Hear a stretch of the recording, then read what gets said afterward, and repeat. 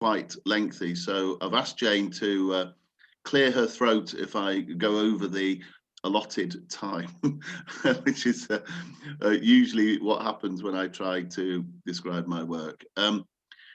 So in a nutshell, my current employment is free. I work as a freelance. I do a number of different things, as Jane explained. I do some communications work for various organisations, which involves explaining to them and training them sometimes on how best to communicate with their stakeholders, people who are interested in the work they do. I do some work with the foundation, such as this. I've worked on some of the employability courses. Also done some work in Old Course Prison on communications there, because obviously the guys in there, some of them need help with their communications to take advantage of the opportunities that are available to them. I do that. I've done quite a lot of teaching work in schools, more recently on issues of diversity, explaining to them how my life, what my life is like as a disabled person, and the benefits of diversity. I think in the introduction as well, Jane mentioned that I do some work for the BBC as a freelance producer and reporter, and I've also done some presentation work. And the final strand, I've probably missed something off, but the final strand of the work I do is a couple of years ago, I'm now what they call a non-legal lay member of the Employment Tribunal. And what that involves is being a member of the panel. There are 3 people, a judge and then 2 non-legal members, who hear cases related to employment, often discrimination, sometimes also involving unfair dismissal. So how did I get here? I'm kind of going backwards to go forwards, if you like. I went to a special school, went to 2 special schools, for, as they're horribly called, for visually impaired children. One here in Liverpool, in Wavertree, near the Mystery, which some of you may know. That's called the Royal School for the Blind. And then I went to school in Worcester. It was a selective school. I had to pass an exam and to get in there. And then had a couple of years out of education, then did a degree in psychology, which I really enjoyed, and still wonder whether I should have done a PhD, which I'd kind of contemplated for at least 2 years of the 3 years I was doing the course. And then I did 2 postgraduate courses, one in further and higher education, so it's like a teaching qualification. And then I did a course, a postgraduate diploma in radio and television journalism, because somebody persuaded me that I was a better broadcaster than academic. And as I said before, I'm not entirely sure that they were right. But anyway, I'll leave other people to judge that. And then since then, I have worked on both sides of the fence. So I've worked as a reporter and producer for various programs on the BBC, some of which you may have heard of. So I've done a lot of work for the In Touch programme on Radio 4. I started my career at the BBC on a programme called Does He Take Sugar?, which was a bit of a kind of sarcastic name for a programme that looked at issues related to disability. And I enjoyed working on that programme. I've also done some work on You and Yours, and then a few programmes on at 5 Live. Did a lot of work for the regional network, so which provided programmes or provides programmes for BBC local stations. I've also worked for local stations in Manchester, Blackburn, and here in Liverpool. Excuse me, got some work coming up for Radio Merseyside in the next few weeks. So if anybody's got any good ideas, then I'm always open to them.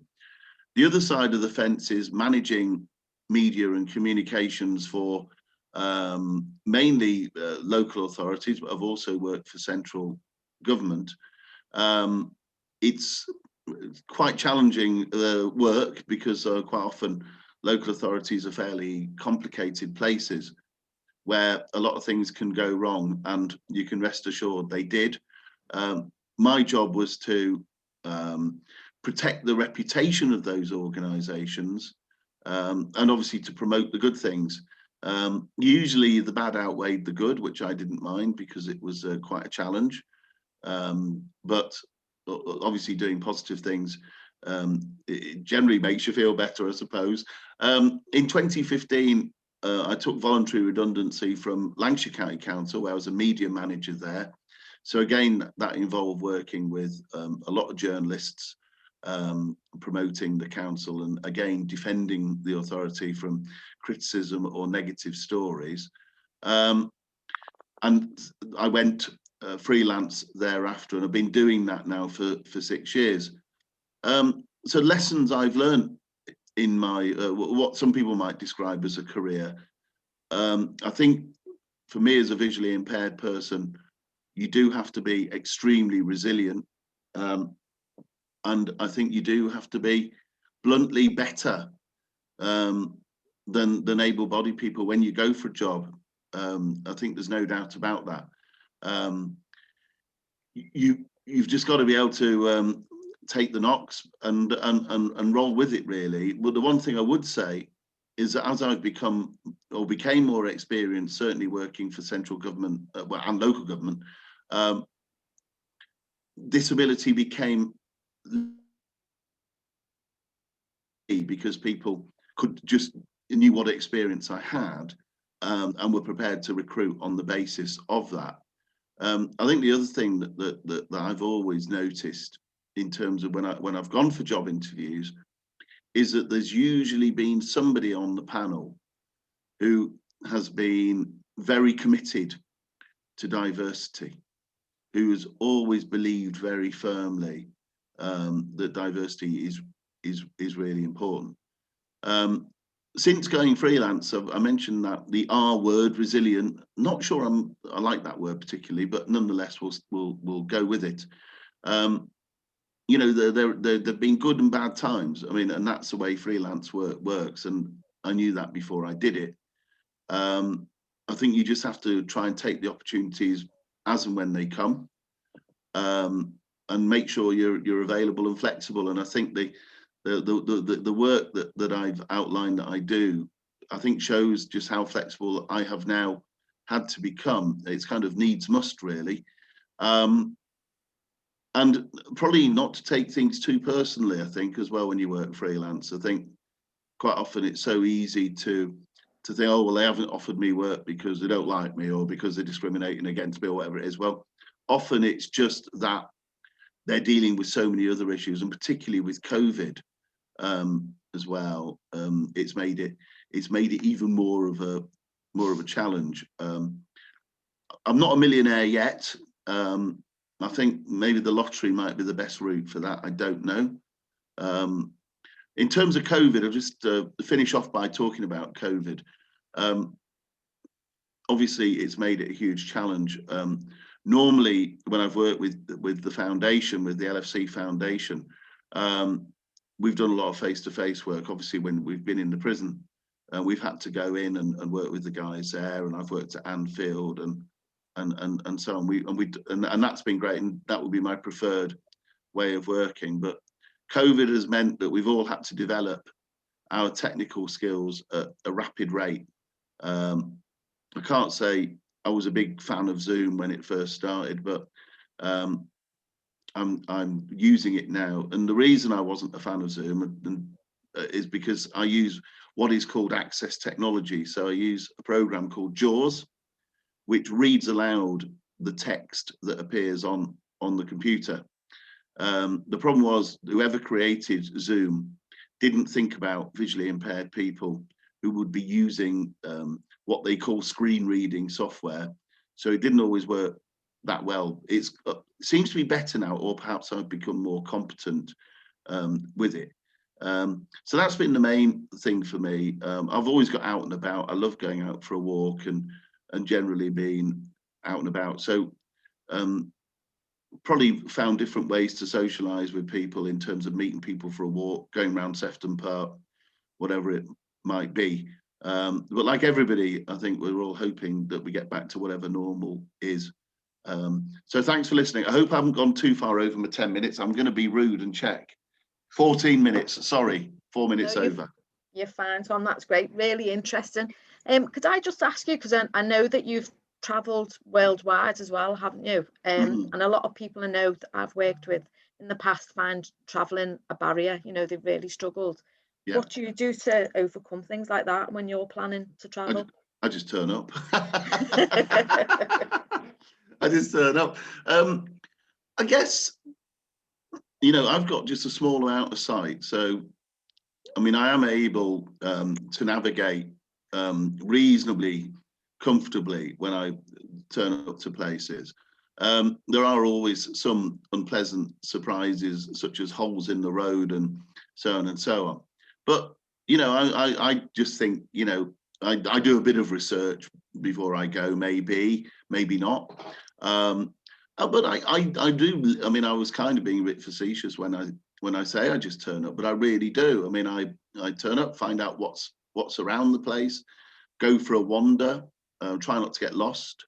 I'm quite lucky that I can speak pretty good Spanish. So when I've been to South America, with the exception of Brazil, I've been able to find my way around by asking people.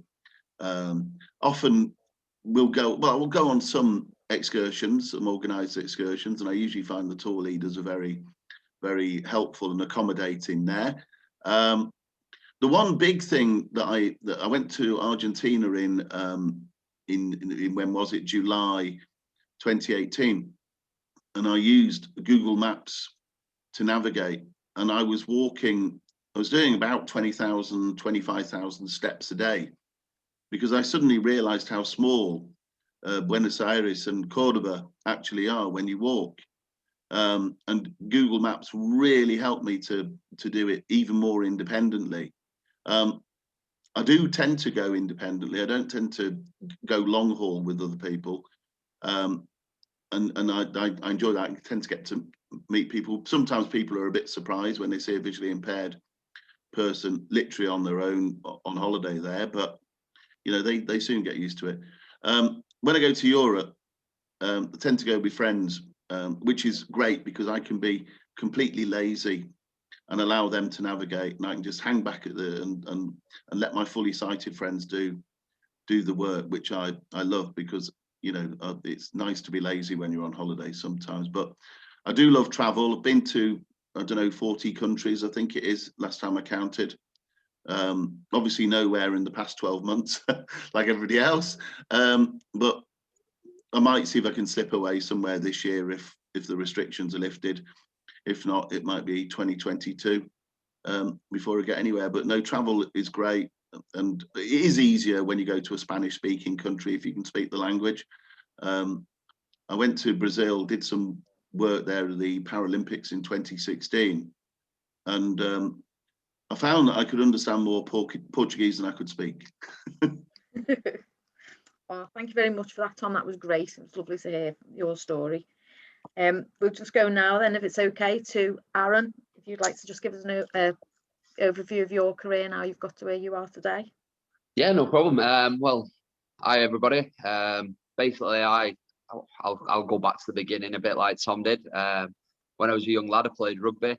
I was lucky enough to get taken on at Leeds Centurions Academy. Thought I'd made my life as a rugby league player at 16 years old, and managed to break my collarbone in 3 places. So they let me go at 16, thinking like, we're not paying a 16-year-old to come and play rugby for nothing. So I realised how fickle sport can be at that point. Didn't really have much background. I was always believed that I was going to play rugby for a living, so I didn't really concentrate as much at school as I probably should have done. So then I looked at the military, did a lot of research. By the time I was ready to join, we were already fighting in Iraq, so I knew there was a good chance I'd be going to war. So I researched all the armed forces, found that the Royal Marines did the longest, hardest training of any infantry in the world. So I thought, if I'm not good enough to be the best, I'm not good enough to get shot at. So I went and joined the Marines. Did the 32 weeks, luckily all in one go. Out of 52 lads, I was one of 12 to pass out of training. And then within the first 2 years of my career, I was quite lucky. I got posted up in Scotland, but because I played rugby, I got picked up to play for the Navy and stuff like that. So they kept me quite comfortable for 2 years, so I could disappear and play rugby and stuff, it was a joy. But I joined the Marines to go and fight and do my job. So I put in for a transfer to a unit that I knew I'd get deployed with. Probably a bit of a mistake in hindsight, but in 2009, in fact, to this day today, I was out on a routine patrol in a vehicle who went straight over the top of an IED, which is an improvised explosive device. I was blown through the armoured door, and the crater that the IED caused, I was found in that, and the vehicle had been moved 10 foot. I broke my right heel, both bones in my lower right leg, dislocated both my knees, broke my left femur, broke my hip, dislocated my pelvis, broke my back, ruptured my spleen, and broke my collarbone. Oh, and I had a little cut on my chin. I got flown back to the UK. Within 24 hours, I was back in the UK. I spent about 2.5 weeks on intensive care in an induced coma.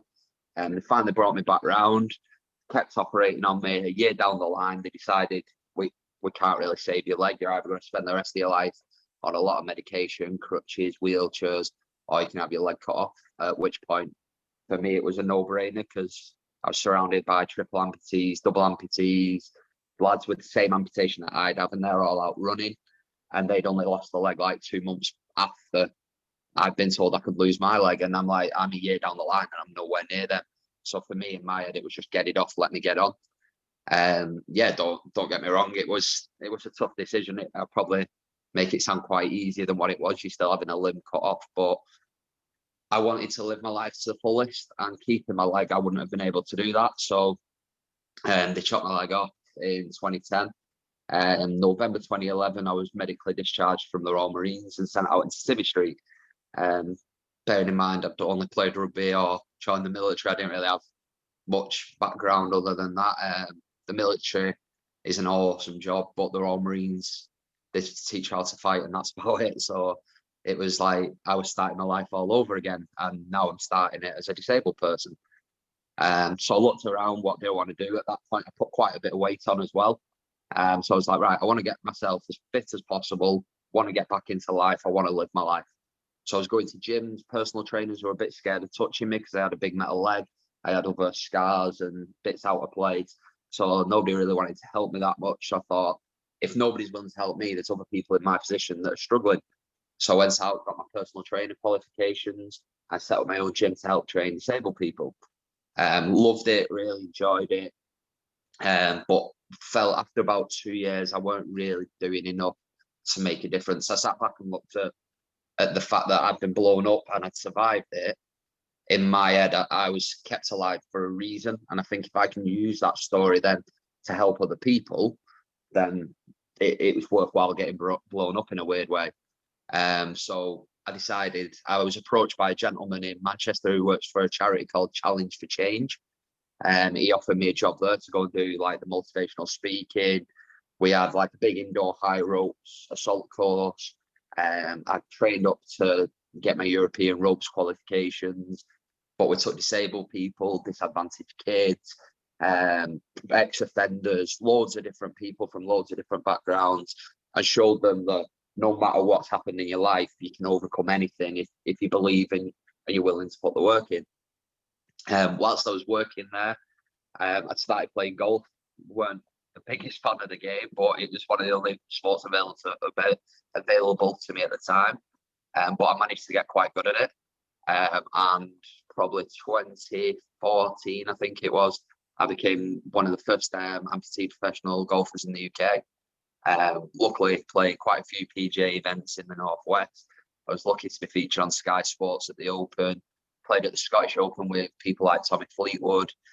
So it was a fantastic thing. And when I first started doing that, I was receiving a lot of messages from disabled people saying, like, we've seen you on telly, you've really inspired me to get into sport. Like, a lot were saying, I'm not going to play golf because it's really, really boring. But they were getting ready to go and get into the sports that they enjoyed. And not even sports, just pursue hobbies that they've always loved previous, and they've kind of lost the way.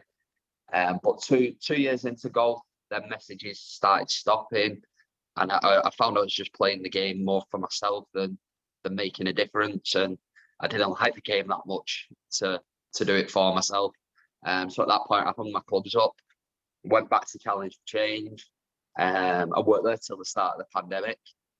Obviously, COVID hit, so a charity organisation like that can't run. And I got to a point where it was like, are they going to make it out of this? So for my family's sake, I decided I'll go and pursue another career, which I went into close protection, going bodyguarding and looking after people that way. Met some wonderful people, really enjoyed it, but found I was looking after, and this might sound bad because everybody deserves looking after, but I was looking after more privileged people instead of making a difference for the people who I wanted to help. So I got approached again by a friend, well, a guy who come to Challenge Change and seen me in action at Challenge Change, from iFly, the indoor skydiving company. And basically they offered me a role to become the first ever indoor skydiving instructor in the UK. I mean, there's loads of amputees who skydive and do the indoor skydiving, but there's no one's ever become an instructor. So they said they'd love me to be the first with them, and if I was willing to give it a go, they'd put me through my course and all that. So basically that's kind of where I'm at today. I start my course on the 1st of March. I go down to Basingstoke for 4 weeks and get to go and fly for a living. But I'm hoping doing what I'm doing again now, it can inspire and reach out to a few people, not just to get them down to the skydiving, but to say like, look, this lad's done this, this, this, and this, and now he's gone doing this. Hopefully they'll look at that and think, well, yeah, I'm not for jumping out of planes or skydiving inside, but I might just go for an extra walk a day, or it might get them out, like taking photos or photography. I don't know what people enjoy. But if me doing something far out can get somebody off the couch that didn't feel like they could before, then again, I feel like I'm doing what I've set out to do and using my story in a positive way. Plus, I get to fly every day, which is pretty cool. But yeah, that's basically where I'm at today. COVID itself, kind of had enough of it now. I want to get back playing rugby, as you mentioned at the start. I signed for Wigan Warriors physical disabled team, which is full contact rugby again. Didn't think I'd ever get the opportunity to play again. Led the team out for the first game against St Helens, the very first ever Wigan game, and lasted all of, I think it was about 2 minutes, and I tore every ligament in my left knee again. So that put me on the game again for a couple of years. But at least I wore that Wigan shirt and played against St Helens, which was, if you're going to play for Wigan, the game you want to play in is that game. But with the World Cup coming up this year, they're putting an England team together. So I was told if I wanted to play for England, I'd have to be at a local club again. And obviously my heart's with Wigan. I've grown up as a Wigan lad. So I've re-signed at Wigan and did one training session, and then we got stopped again because of COVID. So fingers crossed we'll get back in the next couple of weeks and I can try and work towards earning that England jersey and playing in the first ever World Cup, Disabled World Cup for England. Oh, thank you very much for that, Aaron. That's great. My Really pleasure. inspiring. Just a quick question, because you've had to overcome, adversity. What personal attributes do you think have helped you? Because clearly they have, haven't they? Probably I'm a bit of an idiot, if I'm brutally honest. I don't think, like, even losing, I don't consider myself disabled as such. I mean, I have my bad days. Like, everybody sees everything that I do in front of people, but nobody sees what I'm like when I come home and I'm struggling. Like, if I go for a run, that's me off my leg for the rest of the night because my leg's killing. I mean, when I did my knee playing rugby, it was my left knee and it's my right leg that I've lost. So trying and walk on crutches on a prosthetic is not the easiest thing. But I think personally, I'm quite blessed. I've got a beautiful wife and a little boy, and they get me through everything. Everything I do is for them. So yeah, I think my personal attributes probably are the fact that there's not much between here. So I just want to go out and do as much as possible. And luckily they drag me back a little bit from going too stupid, I think. So yeah, it's just having a good team around me, I believe. That's great. Thank you very much for that, Aaron. That's brilliant. Terry, are you okay? Would you like to tell us your story now? Oh, absolutely. Hi, everyone. My name is Terry Richie, and I'm the Inclusion Manager at the LFC Foundation. My role currently looks at overseeing equality, diversity and inclusion for the LFC Foundation. That involves kind of looking at our SEM programs, disability programs, women and girls, refugee sessions, and then implementing kind of like training strategy and delivering organising training for the foundation to make sure that we're as inclusive as we possibly can. Inclusion for me is a massive passion, and I think it's a massive passion because of the journey and the experiences that I've had from when I was younger. I have a disability called central core myopathy, which is a part of a muscular dystrophy, and that basically means that as I get older, my muscles get smaller and they get weaker. I look ambulant in terms of I can walk, and I've got lots of privileges as being a disabled person. However, if you were to put me in a situation of a running race or climbing a set of stairs, that's where you then notice that I do have a disability. As a younger person, I was embarrassed. I did everything I possibly could to not be disabled. I wasn't proud of it. And I think that's from what my mum, the experiences my mum had with it when she was younger. So she used to disguise it in any possible way she could. Hated sport. So I think I was the complete opposite to that and wanted to prove something as a younger person. Never been great at sport, but absolutely loved talking about it. So when I was younger, I wanted to be a sports journalist. I was really inspired by the likes of Jackie Oatley, Gabby Logan, sort of Kelly Holmes and the guys that have been doing punditry and stuff like that on the TV. So that's the sort of stuff I wanted to do. I loved PE at school, and I think the most important thing that I had in school was a good school that respected me and knew my barriers and knew kind of the boundaries that I could do. And they made it comfortable for me. So I was able to do GCSE PE. I was able to do everything that I possibly wanted to do because they made it that inclusive environment. And they made it sort of a place that I wanted to be and try and achieve what I wanted to do. In school, I know that not everyone has the best experiences in school, but I think that was the best thing for me because I used it as an opportunity to take everything I possibly could from it to make myself a better person in years to come. So I did a lot of voluntary hours in school. I think I did around 200 to 300 hours, and that was working with local clubs, local sessions, and kind of looking at community sport within the local area. I'm not obviously from Liverpool, I'm from North Wales in Wrexham. So I was based there. I went up to kind of college and university and ended up doing my media communications and broadcast journalism degree. As I got halfway through the degree, I absolutely hated it. I nearly quit education and thought that this isn't what I want to do.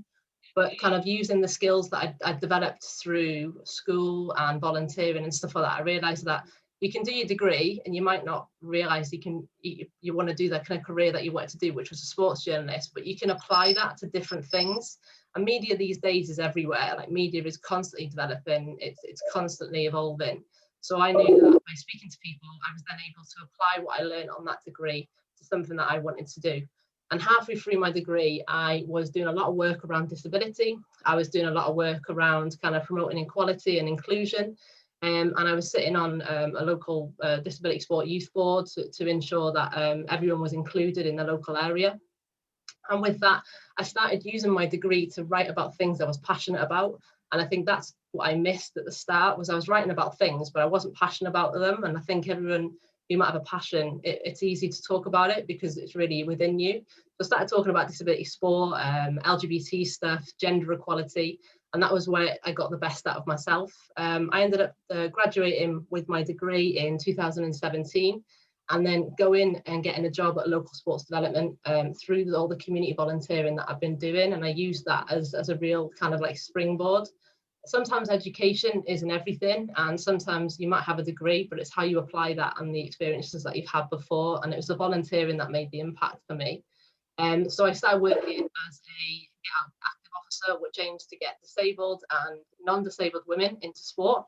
That was something I was massively passionate about. So I used all my experiences to be able to apply that. With that as well is I also got a disability sport officer job. So therefore I was working with clubs, disabled people to ensure that they've got somewhere to go.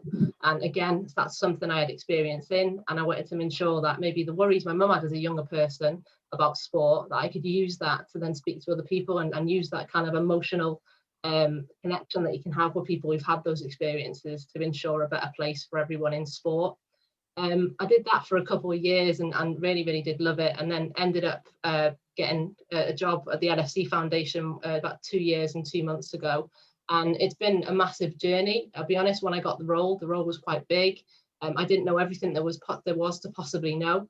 But I think it's about using experiences that you've had before, your own kind of experiences, your own passion, to try and inspire others to ensure that they've got a safe, inclusive and accessible space to go, because sport is for everyone, and it's just finding that right place. And if someone wants to do something that they might not feel that they could do, it's about empowering them and creating that space to ensure that they feel comfortable.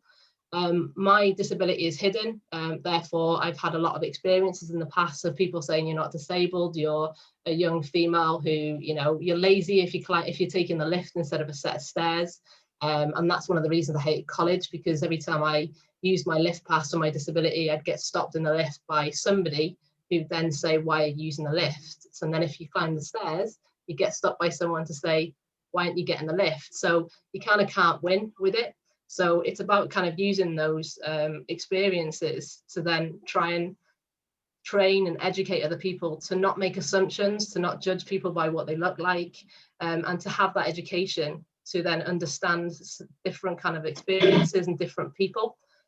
So that's kind of what I want to do. Intersectionality is a lot of work that we do at the foundation at the moment, and that basically means that some people can be disabled, they can be a female, they can be from the LGBT community, they can be from a diverse background, and if they've got a build-up of those kind of like protected characteristics, they can face so much more barriers to get into sport or anything that they want to do, whether that's a career or whether that's sport in general. And the foundation, and one of my main roles, is to try and kind of conquer those barriers to ensure that everyone has an accessible and inclusive space to go to. And I think it's all about using what you've learned in your own lives to try and inspire others and to try and help that. So that's kind of my very quick journey. Some of the stuff I did help me. I had a part-time job at Nando's for about 6 years, and that was like a big part of me, because I learned so many skills about communication and people skills, management skills, that I think at the time you take for granted, but I was able to then apply that to kind of the stuff that I'm doing now. And I just think for me, as a message to young people or anyone, is to not take anything for granted. Take every opportunity you can possibly get, and if you think it's something small, then I promise you that you can possibly use it at a later time, and it will benefit you in some way. So yeah, I think that's everything from me, but I hope I haven't gone over time for you. No, you've been great. Thank you very much for that, Terry. What I was going to just ask you quickly is that if you said you're passionate about volunteering, what do you think were the main skills that you further developed in your role when you were volunteering? One of the main ones for me is I made connections and links. So I did a lot of volunteering for sports development team, and then I ended up getting a job with that sports development team and being able to make those links. I was a trusted volunteer because of the amount of hours I put in for obviously just my own time, so they knew I was reliable. I was able to make connections with various clubs. I was able to see people doing the job I wanted to do, and therefore I was able to pick up those skills, because you can go on as many courses as you want, you can learn from a course, but until you've done it and you've been in the actual experience yourself, that's when you actually pick up the real life skills that you need. Because I suppose you can be the most qualified coach in the world, but what are your people skills like? What are your emotional skills like? What are you like in an adaptable situation if someone comes through the door that you're not trained for? That's the stuff that you pick up on a volunteering kind of experience. Oh, thank you very much. Right, we will now go to the second part of the call, which is the team. We're going to go ask our guests today just a question. So I don't know, do you want to start, Rob? Have you got a question to ask somebody in one of the guests?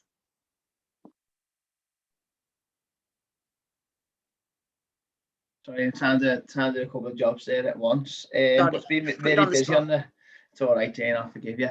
It's been really busy on the chat box with loads of people being inspired, and absolutely loving the 3 stories. So I'll start with Tom, and then I've got one for all of you, and then I think Matty's going to come on and ask a question, and then we'll go to some participant ones as well, again, that have been coming in. So Tom, you talked about freelance and working freelance. What was your decision to go freelance, and how come you started to get into that?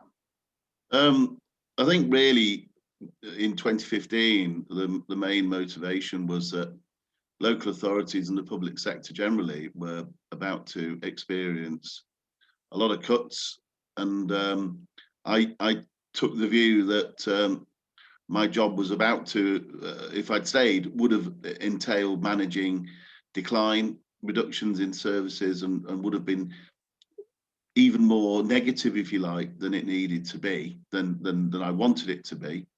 And I think I felt I'd done my time doing that kind of work. Done a lot. I've done what, nearly 15 years doing that kind of work. And you know, I like different things as well. I like to try and experience different things, different places, different challenges. And I just thought, this is a time to have a go. And largely, touch wood, it's paid off. I've managed to mostly pick up work when I've needed to or wanted to. And I do enjoy it. And I think a lot of my friends say that I've been, you know, that they feel that I've really benefited from it. They've noticed that I enjoy my working life an awful lot more. So I guess I feel vindicated in my decision from that point of view. It isn't for everybody, and I freely concede, you know, that for people who maybe are married, have the 2 children, the mortgage, maybe the kids are about to go off to university and whatever, working freelance, unless you're earning an awful lot of money, wouldn't be feasible, because you've got what I call adult responsibilities. I was lucky, and I call it the holy trinity of happiness: no debts, no mortgage, no kids.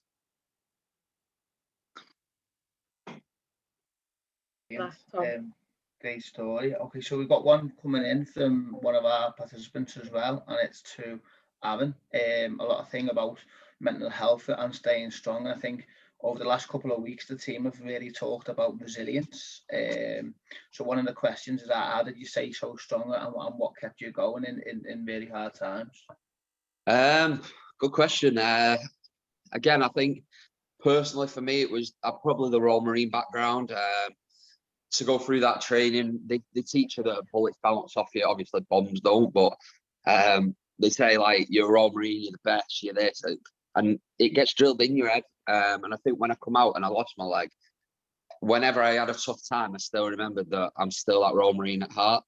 And then, as I mentioned, obviously, I met my wife, and we had our son, and now I look at him, and I think if I can do just the tiniest little bit to help other people and him see that, I'm hoping that he'll then grow from that and he'll be proud of his dad. So I think whenever I have a bad point, I just have to take a look at my wife and child, and I realise what I do everything for, and where I want to be in life. And a bit like Tom says, it's all about happiness in a way. So for me, I get to do a job now where I'm helping other people, but I'm also, I don't have to grow up, so to speak. So I think, yeah, mentally, I've always been quite blessed in that sense that, again, good people around me, good group of friends, and the Royal Marines are always there to support you. So I've been quite blessed in that sense, to be fair.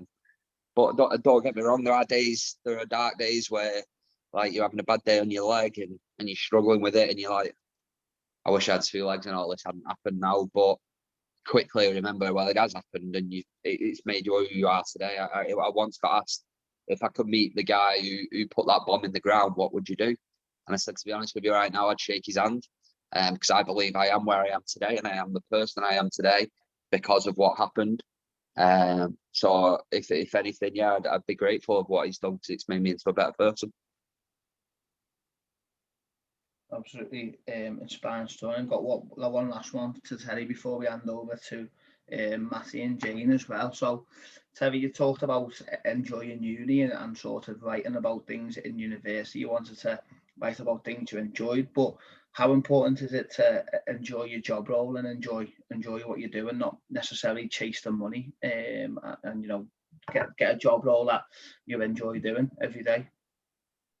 I think it's massively important. As you say, I think I used the experiences that I had through volunteering to get the role that I had. And the first 2 roles that I got weren't for money at all, because I think working part-time before that for so long, it kind of made me quite self-sufficient in terms of money was important, but I was doing that for the money, and then this role was more for me.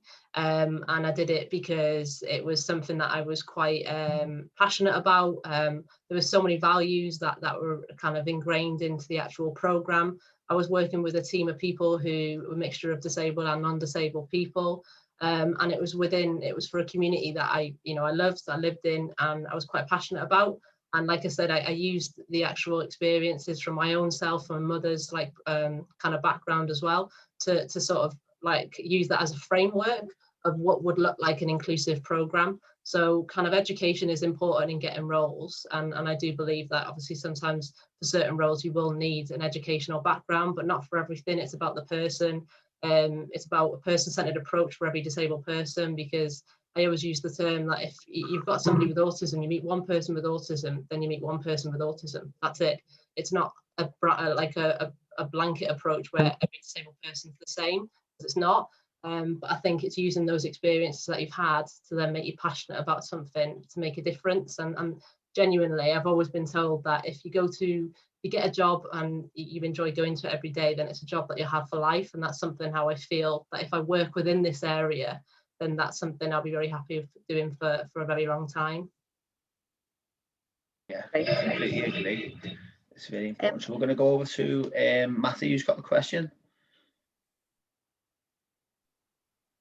Hi everyone, what, really good, good to listen in there. There's some really, good points, good stories, and it's been great to listen in and sharing the call with yourselves. I'd have asked really about how to drive a ball consistently down a fairway, but I already know I opened the club face up, Aaron, so it's okay, I'll spare you that.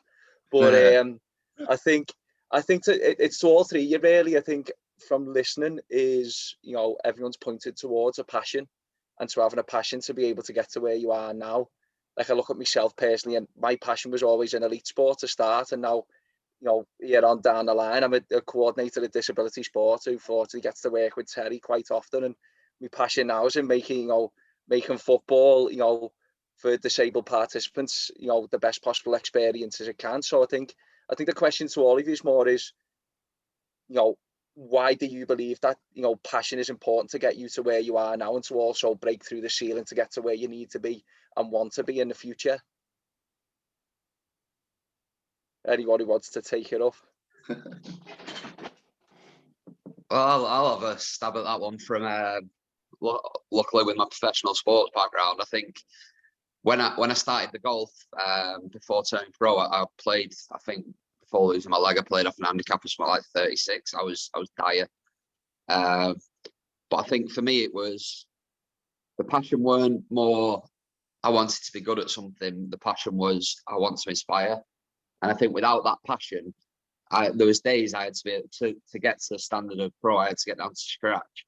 I mean, I was at the golf club at like 6 o'clock on summer mornings, chipping, putting. I was on the driving range. I was on the course. And again, it weren't really a sport I was like inspired to be in. But without the passion of inspiring others, I don't think I'd have been up at them times. And on the, I think you look at any disabled or non-disabled people, any sports that you look at the greatest in the world, your Ronaldos in football, your Andy Farrells in your rugby's and stuff like that. They've got the passion for what they do. And I think Terry touched on it before. If you love what you do, you'll never work a day in your life. So I think if you have that passion, it doesn't seem like hard work. It seems like you want to do it, and you'll do it more and you'll do it better, I believe. I also believe if you've got a passion for something as well, then there's always room for more, because I do believe that inclusion is constantly evolving, and there's always more you can do. And that's whether that's in disability specific, that's whether around faith, ethnicity or anything else, but there's always more that you can do. And if you are passionate about that, you'll always believe that is that you've never done enough. There's always more.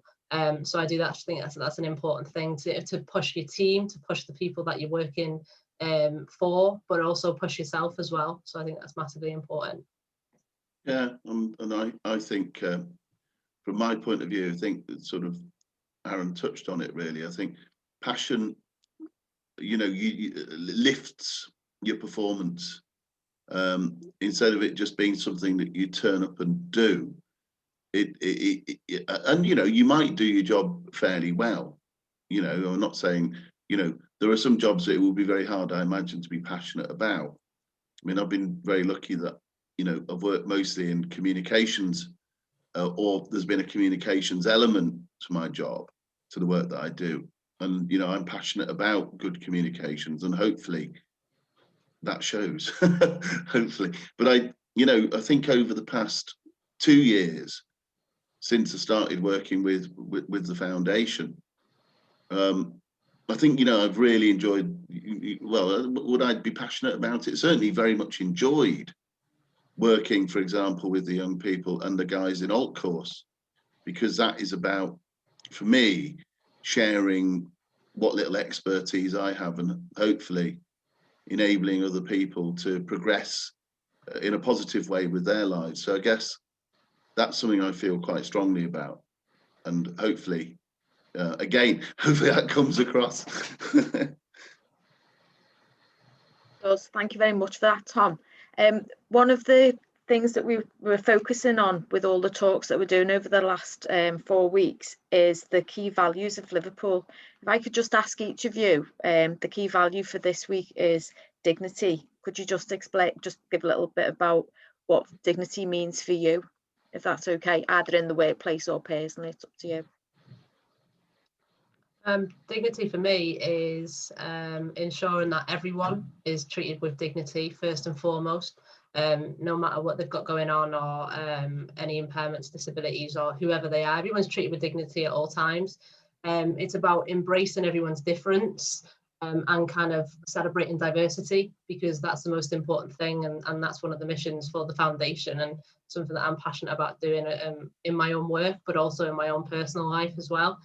So I think if everyone's treated with dignity, then you'll essentially gain respect, you'll essentially gain trust from that person, to then essentially either be able to help them or them to help you, and essentially achieve the same aim that you may have. So that's kind of what dignity means to me, and I think it's hugely important in what we're talking about today.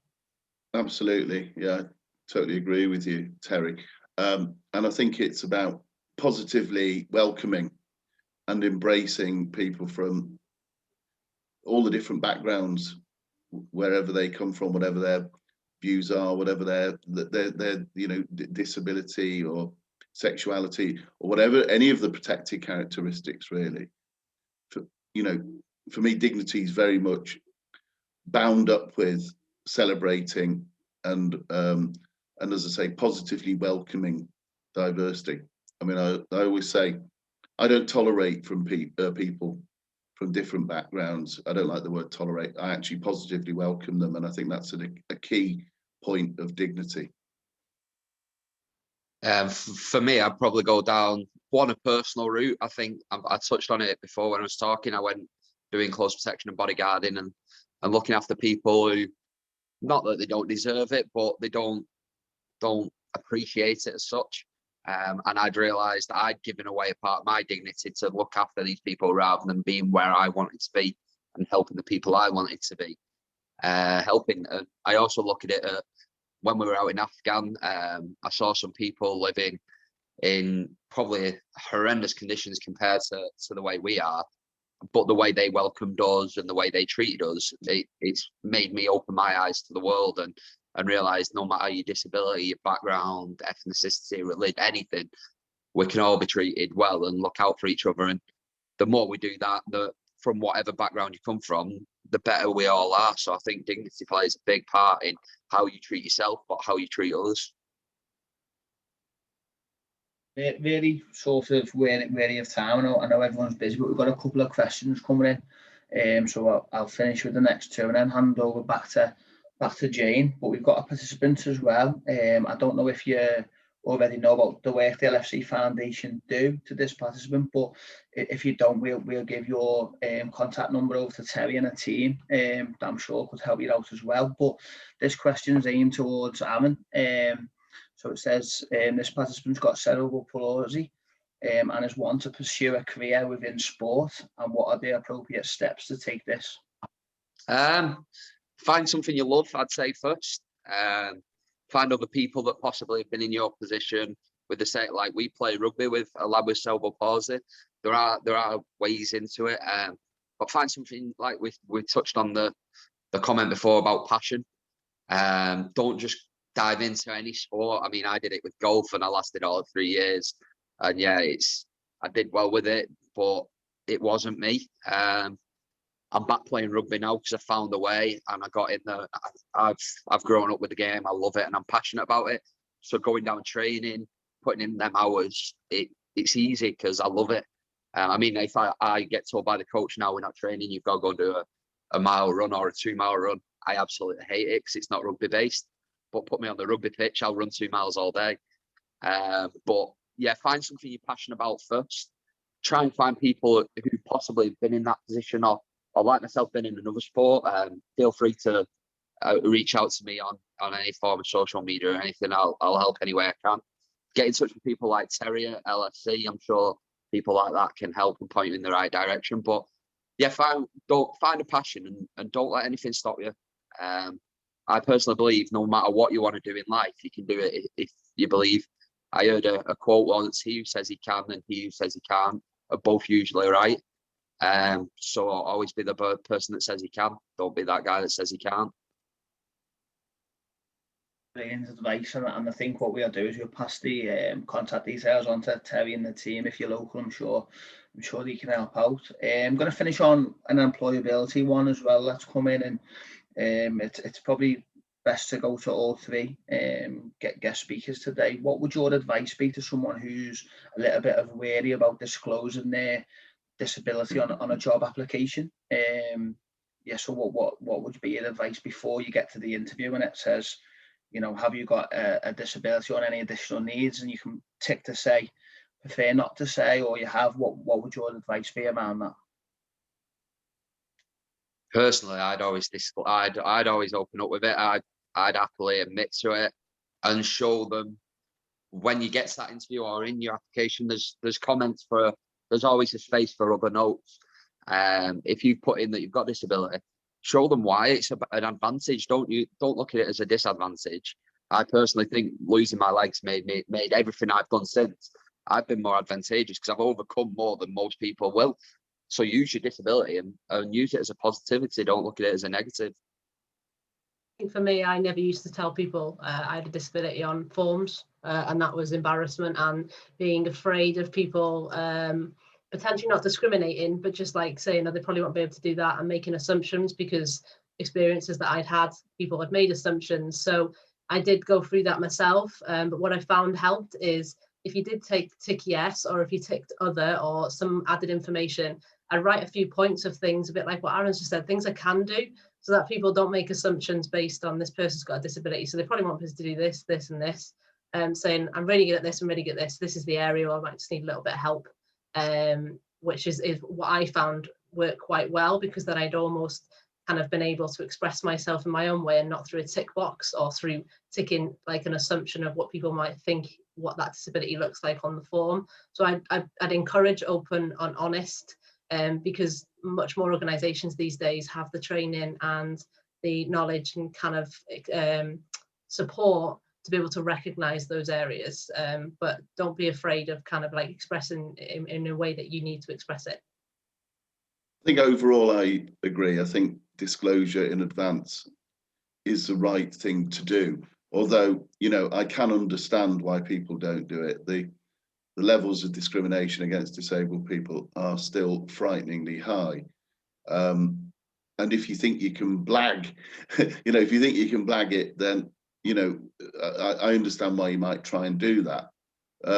What I would say, however, though, is the advantage of disclosure is that if it's a problem for an organisation that you have a disability, forget the law for a moment. Would you really want to work for that organisation? My answer is actually no, thanks. You know, if you find the problem, if you find the fact that I'm visually impaired a problem, then, you know, there's a problem with that organisation. And sometimes, you know, things give you a little clue with organisations, and I think their attitude towards disability is one of them. just add on to that it's also sometimes an opportunity for you to get a fair interview, so an opportunity for them to meet your needs, so you can disclose things that might help you to have the same options as everybody else as well. Yeah. If there's a test as part of the interview process, then you need, as I would need, you need specialist software on the computer. If you don't disclose that and then you turn up, then obviously you're going to be in serious difficulties. So there are times when really you don't have any choice, unless, as I say, you think you can get away with it. But my advice would be to disclose. Thank you very much for all that. I think we're sort of coming to the end now, where we're running out of time. I'd just like to thank all the guests who've shared all the guests that have taken part today. Clearly, you have some shared characteristics. Some of the things that I think are things like determination and motivation, and the willingness to take risks and try new things, which I think will be very inspiring. I found them inspiring to hear, and I think lots of people will find them inspiring. And I think they're things that we need to think about in the future, about trying new things and doing that kind of stuff when we're looking for developing our careers. So really, thank you very much. It's been great to hear all your stories. What will happen now is, I think Rob's going to put a slide up just to give you an opportunity to join the workshop tomorrow. This link to the talk today. So I'll give you a minute to look at that.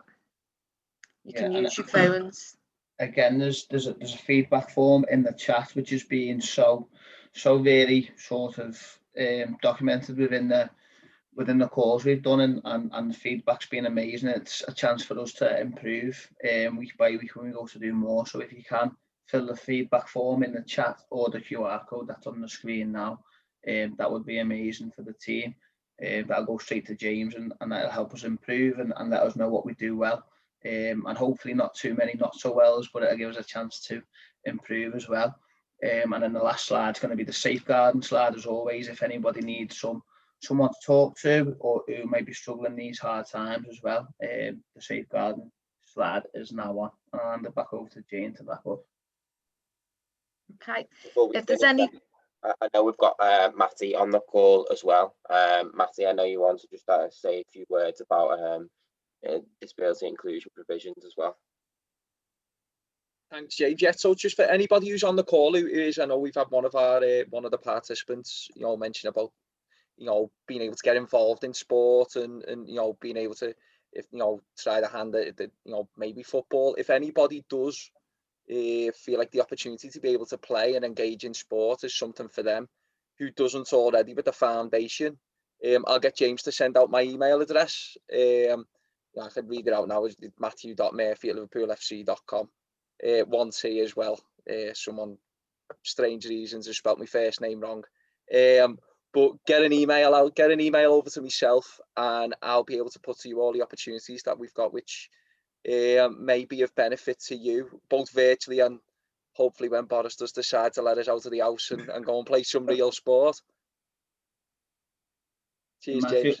Matthew, already couple of people saying yes, please. So I think you'll have a few more people at your sessions, which is good. And James will liaise with himself and the inclusion team, and we'll get that sorted for everybody. Brilliant. The more the merrier.